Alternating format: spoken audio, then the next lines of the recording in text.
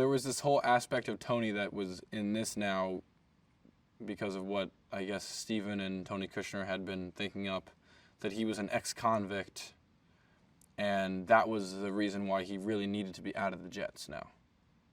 And that it wasn't just like in the original film, it's sort of like, oh, I got to be out of that now, I'm moving on, something great is coming to me.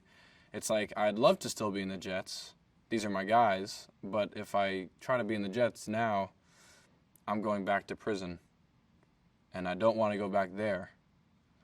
And there's this whole backstory that Tony had written, and that Tony Kushner had written, and that Tony talks about in the show, in the movie, that the reason he went to prison was he beat this kid up so bad, he almost killed him. And Tony felt really guilty about that. And for a year in prison, he thought about it the whole time. And now that he's out, he really doesn't want to do that anymore. So there was all this great backstory to Tony that wasn't there previously in other versions of West Side Story.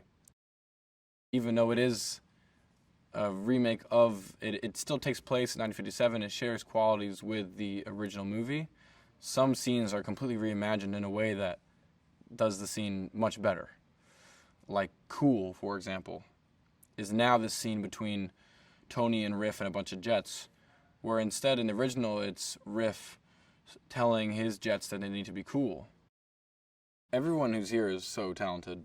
There's people who are on Broadway, people who have done film, people who haven't, but everyone is talented, passionate, full of love, full of hard-working nature, and we have amazing leaders, obviously. We have Steven Spielberg directing us.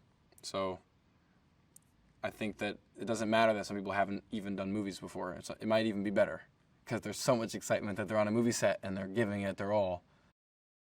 Steven just wants everyone to have a good time, including himself.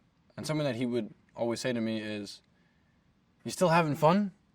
And I say, "Yeah." He said, "Good." And even on days where it would be heavy and emotional, I'd still remember what he said and still try to have fun. We're making a movie. And when the energy on the set is positive and everyone is excited, he doesn't want to kill that.